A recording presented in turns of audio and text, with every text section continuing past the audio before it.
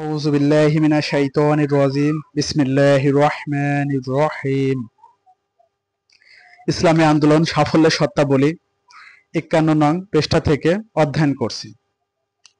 একগুঁয়েমি মেজাজের ভারসাম্যহীনতার প্রধানতম প্রকাশ হচ্ছে মানুষের একগুঁয়েমি। এ রোগে আক্রান্ত হওয়ার পর মানুষ সাধারণত প্রত্যেক বস্তুর একদিকে দেখে অপর দিকে দেখে না, প্রত্যেক বিষয়ে একদিকে গুরুত্ব দেয়, অন্যদিকে গুরুত্ব দেয় না। যেদিকে তার মন একবার পাড়ি জমায় সেই একদিকেই অগ্রসর হতে থাকে, অন্যদিকে নজর দিতে প্রস্তুত হয় না। বিভিন্ন বিষয় উপলব্ধি করার ব্যাপারে সে ক্রমাগত ভারসাম্যহীনতার শিকার হতে থাকে। মত প্রতিষ্ঠার ক্ষেত্রে সে একদিকে ঝুঁকতে থাকে, যাকে গুরুত্বপূর্ণ মনে করে তাকে আঁকড়ে ধরে বসে থাকে। একই পর্যায়ে এমনকি তার চাইতেও বেশি গুরুত্বপূর্ণ বিষয় তার নিকট গুরুত্বহীন হয়ে পড়ে। যে বস্তুকে খারাপ মনে করে তার বিরুদ্ধে সর্বশক্তি নিয়োগ করে, কিন্তু একই পর্যায়ে অন্যান্য বস্তু খারাপ বস্তু বরং তার চাইতেও বেশি খারাপ বস্তুর বিরুদ্ধে ভুলেও কোনো কথা বলে না। নীতিবাদিতা অবলম্বন করার পর সে এ ব্যাপারে স্থবিরত্বের প্রত্যন্ত সীমানায় পৌঁছে যায়। কাজে বাস্তব চাহিদাগুলো কোনো পরোয়াই করে না। অন্যদিকে কার্যক্ষেত্রে ঝাঁপিয়ে পড়ার পর নীতিহীন হয়ে পড়ে এবং সাফল্যকে আসল উদ্দেশ্য বানিয়ে নেয়, অন্যায় সব রকম উপায় অবলম্বন করতে উদ্যত হয়।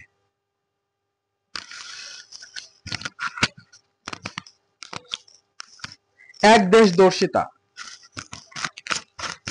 এই অবস্থার এখানে পৌঁছে থেমে না গেলে তা সামনে অগ্রসর হয়ে চরম একদেশদর্শিতার রূপ অবলম্বন করে।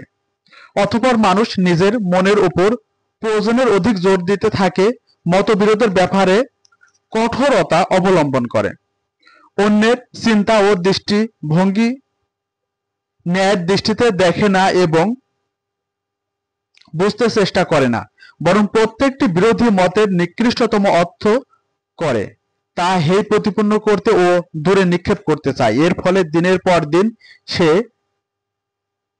অন্যের জন্য এবং অন্যেরা তার জন্য অসহনীয় হয়ে যেতে থাকে। একদেশদর্শিতা এখানে থেমে গেলেও ভালো ছিল, কিন্তু তাকে একটি গুণ মনে করে লালন করতে থাকলে মানুষ ক্রমবদ্ধভাবে বদরাগী ও কর্কশ হয়ে পড়ে এবং অন্যের নিয়ত সম্পর্কে সন্দেহ পোষণ এবং তার উপর হামলা করতে উদ্যত হয়। যে কোনো সমাজ জীবনে এই বস্তুটি খাপ খেতে পারে না। সামষ্টিক ভারসাম্যহীনতা এক ব্যক্তি এই নীতি অবলম্বন করলে বড়জোর সে দল থেকে বিচ্ছিন্ন হয়ে পড়বে এবং যে উদ্দেশ্য সে দলের সাথে সংযুক্ত হয়েছিল তা সম্পাদন করা থেকে বঞ্চিত হবে। এর ফলে কোনো সামষ্টিক ক্ষতি হবে না, কিন্তু কোনো সমাজ সংস্থার অনেকগুলো ভারসাম্যহীন মন ও মেজাজ একত্রিত হয়ে গেলে প্রত্যেক ধরনের ভারসাম্যহীনতা একটি গ্রুপে জন্ম দেয়। এক চরমপন্থা জবাবে আর এক চরমপন্থা জন্ম নেয়, মতবিরোধ কঠোর থেকে কঠোরতর হতে থাকে। সংস্থার ভাঙন ধরে বিভিন্ন গ্রুপে বিভক্ত হয়ে পড়ে। যে কাজ সম্পাদনের জন্য সমুদয় উদ্দেশ্য প্রণোদিত হয়, কিন্তু কিছু লোক একত্রিত হয়েছিল, এই দ্বন্দ্ব সংঘর্ষে অবর্তনে পড়ে তা বিনষ্ট হয়ে যায়। সত্যি বলতে কি, যে কাজ ব্যক্তিগত প্রচেষ্টায় করা যায় না, বরং যা ধরনী হয় সামষ্টিক, তা সম্পাদন করার জন্য অনেক লোককে একসাথে কাজ করার প্রয়োজন হয়। ইসলামী আন্দোলন সাফল্যের শর্তাবলী ৫৩ নং পৃষ্ঠা থেকে পড়ছি। প্রত্যেকের নিজের কথা বুঝতে ও অন্যের কথা বুঝতে হয়। মেজাজের পার্থক্য, যোগ্যতার পার্থক্য, ব্যক্তিগত বৈশিষ্ট্যের পার্থক্য সত্ত্বেও তাদের পরস্পরের মধ্যে সামঞ্জস্য সৃষ্টি করতে হয়, যার আবর্তনে কোনো প্রকার সহযোগিতা সম্ভবপর হয় না। এই সামঞ্জস্যের জন্য দীনতা অপরিহার্য, আর এই দীনতা কেবলমাত্র ভারসাম্যপূর্ণ মেজাজের অধিকারী লোকদের মধ্যেই থাকতে পারে। যাদের চিন্তা ও মেজাজের উভয়ের মধ্যে সমতা রয়েছে, ভারসাম্যহীন লোকরা একত্রিত হয়ে গেলেও তাদের ঐক্য বেশিক্ষণ টিকে না। তাদের দল ভেঙে টুকরো টুকরো হয়ে যায় এবং এক এক ধরনের ভারসাম্যহীনতা রোগী আলাদা আলাদা গ্রুপে বিভক্ত হয়ে যায়, অথবা তাদের মধ্যে আবার ভাঙন দেখা দেয়। এমনকি শেষ পর্যন্ত মুক্তাদি ছাড়া কেবল ইমানদারদেরই দাঁড়িয়ে থাকতে দেখা যায়।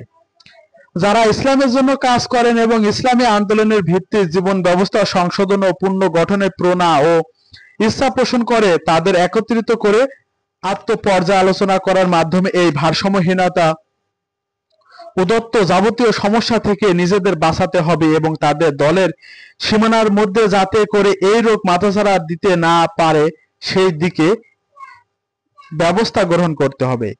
এই ব্যাপারে চরমপন্থা অবলম্বনের ঘোর বিরোধী কোরআন ও সুন্নাহর নির্দেশনাবলী তাদের সামনে থাকা উচিত।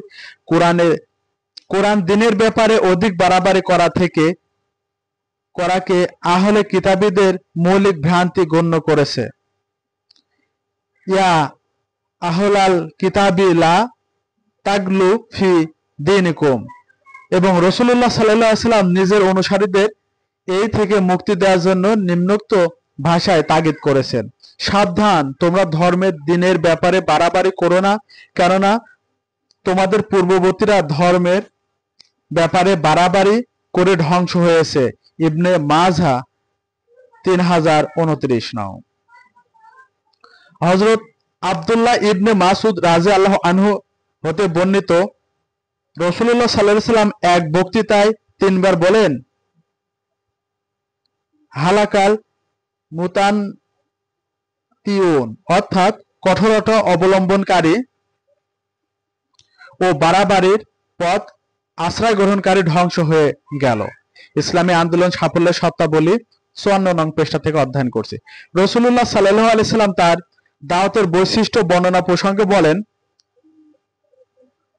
বুইসুতু বিল হানাফিয়াতিস সামাহা, অর্থাৎ তিনি পূর্ববর্তী উম্মতদের প্রান্তিকতার মধ্যে এমন ভারসাম্যপূর্ণ ব্যবস্থা এনেছেন যার মধ্যে ব্যাপকতা ও জীবন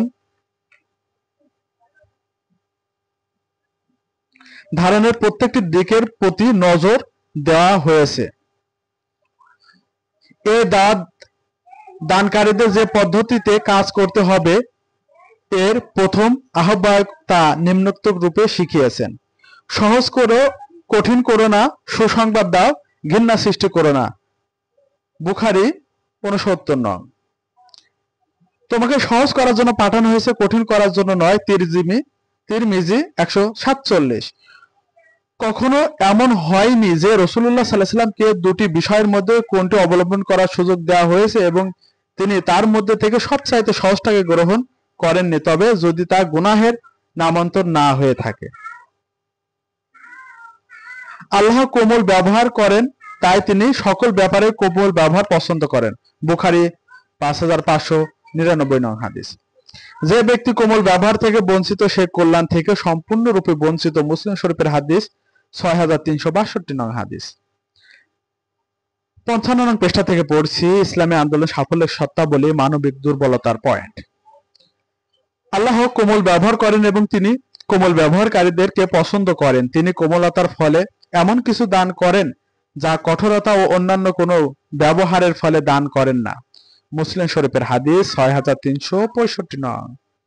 এই ব্যাপারে নির্দেশনাবলী সামনে রেখে ইসলামী জীবন ব্যবস্থা প্রতিষ্ঠা লিপ্ত ব্যক্তিরা যদি কোরআন ও সুন্নাহ থেকে নিজেদের মন মাফিক বিষয়গুলো বাছাই করার পরিবর্তে নিজেদের স্বভাব, চরিত্র, দৃষ্টিভঙ্গি ওই অনুযায়ী ঢালাই করার অভ্যাস করেন, তাহলে তাদের মধ্যে দুনিয়ার অবস্থা ও সমস্যাবলী কোরআন ও সুন্নাহ প্রদত্ত নীতি সাবধান করার জন্য যে ভারসাম্য সমতাপূর্ণ চারিত্রিক গুণাবলীর প্রয়োজন তা স্বতঃস্ফূর্তভাবে সৃষ্টি হয়ে যাবে। সংকীর্ণ মনতা।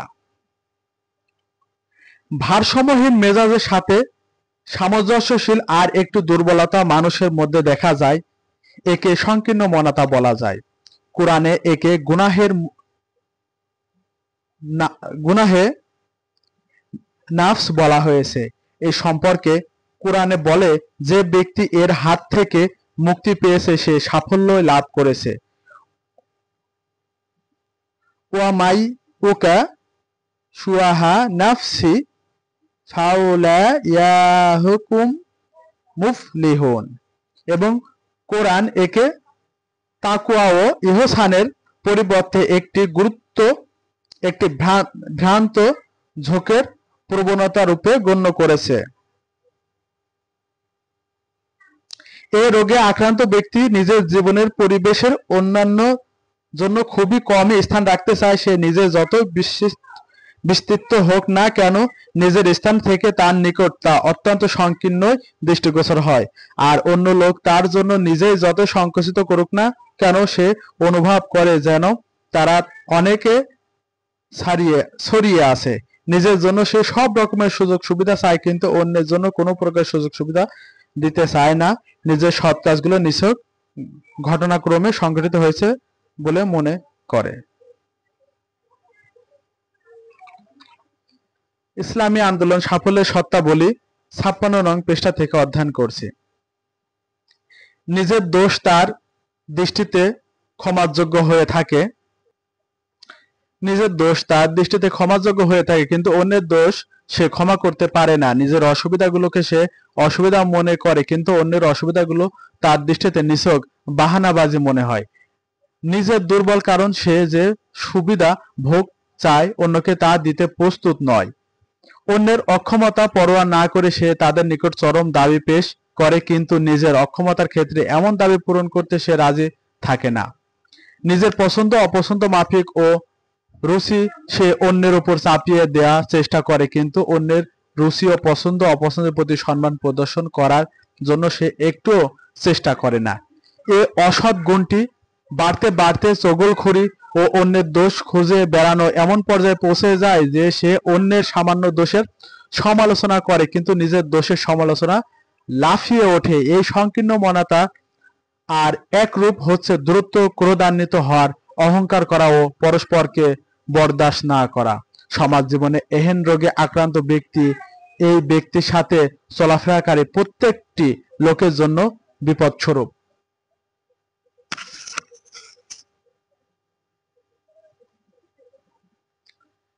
কোন দলের মধ্যে এই রোগে অনুপ্রবেশের মূলত একটি বিপদ আলামত দলবদ্ধ প্রচেষ্টা, সাধনা, পারস্পরিক ভালোবাসা, সহযোগিতার দাবি করে।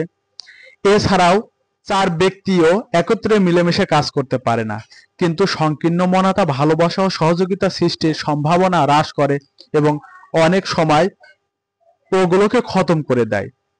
এর অনিবার্য ফলশ্রুতি হয় সম্পর্কের তিক্ততা ও পরস্পরকে ঘৃণা। এটি মানুষের মন ভেঙে দেয় এবং সহযোগীদেরকে পরস্পরের সাথে সংঘর্ষে লিপ্ত করে। এ রোগে আক্রান্ত ব্যক্তিরা কোনো মহান উদ্দেশ্য সম্পাদনের জন্য তো দূরের কথা, সাধারণ সমাজ জীবনেও জন্য উপযোগী হতে পারে না। বিশেষ করে এই গুণটি ইসলামী জীবন ব্যবস্থা প্রতিষ্ঠা সংগ্রাম উপযোগী গুণাবলী সম্পূর্ণ বিপরীতধর্মী, যেখানে সংকীর্ণ মনতার পরিবর্তে উদারতা, কৃপণতার পরিবর্তে দানশীলতা, শাস্তির পরিবর্তে ক্ষমা এবং কঠোরতার পরিবর্তে কোমলতার প্রয়োজন। এই জন্য ধৈর্য ও সহিষ্ণু লোকের প্রয়োজন। এই দায়িত্ব একমাত্র তারাই পালন করতে পারে যারা উদার হৃদয়ের অধিকারী, যারা নিজেদের ব্যাপারে কঠোর ও অন্যের ব্যাপারে কোমল, যারা নিজেদের জন্য সর্বনিম্ন সুবিধা চায়। এবং ইসলামী আন্দোলনের সাফল্যের শর্তাবলী ৫৭ নং পৃষ্ঠা থেকে পড়ছি। মানবিক দুর্বলতার পয়েন্ট।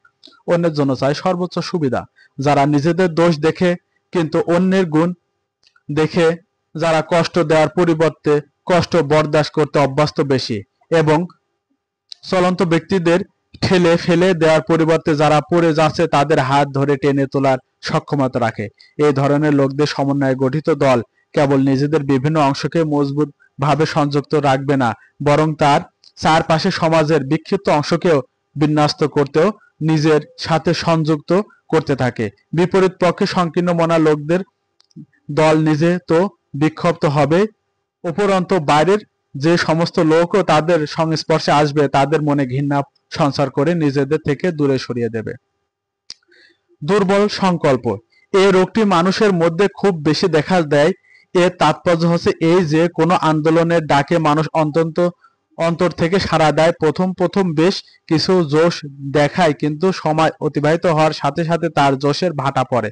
এমনকি এই উদ্দেশ্য সম্পাদনের জন্য সে অগ্রসর হয়েছিল তার সাথে তার কোনো সত্যিকার সংযোগ থাকে না, এবং গভীর আগ্রহ সহকারে যে দলে সামিল হয়েছিল তার সাথেও তার বাস্তব সম্পর্ক থাকে না।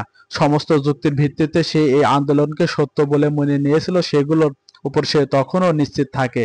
সে মুখে তখনও তাকে সত্য ঘোষণা করতে থাকে এবং তার মন সায় দিতে থাকে সে কাজটি করতে হবে এবং অবশ্যই করা উচিত, কিন্তু তার আবেগ ঠান্ডা হয়ে যেতে থাকে ও কর্মশক্তি নিস্তেজ হয়ে পড়ে। তার মধ্যে বিন্দু পরিমাণও অসৎ উদ্দেশ্য স্থান পায় না, উদ্দেশ্য থেকে সে সরেও যায় না, আদর্শ পরিবর্তন করে না, এই জন্য সে দল ত্যাগ করার চিন্তাও করে না। কিন্তু প্রাথমিক আবেগ ও জোশ প্রবণতা ঠান্ডা হয়ে যাওয়ার পর এই সংকল্পের দুর্বলতা বিভিন্ন রূপে আত্মপ্রকাশ করতে থাকে। সংকল্পের দুর্বলতার কারণে মানুষ প্রথম দিকে কাজের ফাঁকি দিতে থাকে, দায়িত্ব গ্রহণ করতে ইতস্ত করে, উদ্দেশ্য সম্পাদনের জন্য সময়, শ্রম ও অর্থ ব্যয় করতে পিছপা হয়। সে কাজকে সে নিজের জীবনের উদ্দেশ্য লক্ষ্য গণ্য করে এগিয়ে এসেছিল, দুনিয়ার প্রত্যেকটি কাজে তার উপর অগ্রাধিকার দিতে থাকে। ইসলামী আন্দোলন সাফল্যের শর্তাবলী ৫৮ নং পৃষ্ঠা থেকে পড়ছি। তার সময়, শ্রম ও সম্পদের মধ্যে তার ওই তথাকথিত জীবন উদ্দেশ্যের অংশ হ্রাস পেতে থাকে এবং যে দলকে সত্য মনে করে তার সাথে সংযুক্ত হয়েছিল তার সাথেও সে নিছক যান্ত্রিক ও নিয়মানুবর্তী সম্পর্ক কায়েম রাখে। ওই দলের ভালো মন্দের সাথে তার কোনো সম্পর্ক থাকে না এবং তার বিভিন্ন বিষয়ে কোনো প্রকার আগ্রহ প্রকাশ করে না। যৌবনের পরে বার্ধক্য আসার ন্যায় এই অবস্থা ক্রমান্বয়ে সৃষ্টি হয়। নিজের এই অবস্থা সম্পর্কে মানুষ নিজে সচেতন না হলে, অন্য কেউ তাকে সচেতন না করলে কোনো সময় সে একথা চিন্তা করার প্রয়োজন অনুভব করে না যে যে বস্তুত সে নিজের জীবন উদ্দেশ্য গণ্য করে তার জন্য নিজের ধন সম্পদ প্রাণ উৎসর্গ করার সংকল্প করেছিল, তার সাথে এখন সে কি ব্যবহার করছে। এভাবে নিছক গাফিলতি ও অজ্ঞানতার কারণে মানুষের আগ্রহ সম্পর্ক নিষ্প্রাণ হয়ে পড়ে। এমনকি এভাবে অবশেষে একদিন নিজের অজান্তে তার স্বাভাবিক মৃত্যু ঘটে। দলীয় জীবনে যদি প্রথমেই মানুষের মধ্যে এই অবস্থার প্রকাশ সম্পর্কে সতর্ক না হওয়া যায় এবং এর বিকাশ পথ রোধ করা চিন্তা না করা হয়, তাহলে যাদের সংকল্পের মধ্যে সবেমাত্র সামান্য দুর্বলতা অনুপ্রবেশ ঘটেছে তারা ওই দুর্বল চিত্র ব্যক্তি ছোঁয়া পেয়ে যাবে এবং এভাবে ভালো কর্মোৎপর ব্যক্তি ও অন্যান্য নিষ্ক্রিয় দেখে নিজেও নিষ্ক্রিয় হয়ে পড়বে। তাদের একজনও এ কথা চিন্তা করবে না যে সে অন্যের জন্য নয় বরং নিজের জীবন উদ্দেশ্য সম্পাদনের জন্য এসেছে এবং অন্যরা তাদের উদ্দেশ্য ও লক্ষ্য থেকে বিচ্যুত হলেও সে কেন তা থেকে বিচ্যুত হবেন।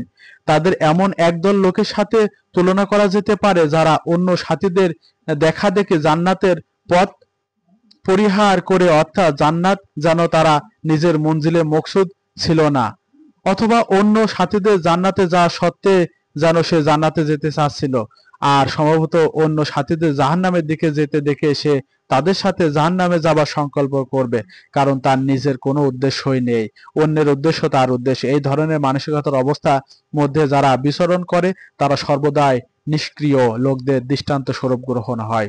সক্রিয় লোকদের মধ্যে তারা অনুসরণযোগ্য কোনো দৃষ্টান্ত খুঁজে পায় না। ইসলামী আন্দোলন সাফল্যের শর্তাবলী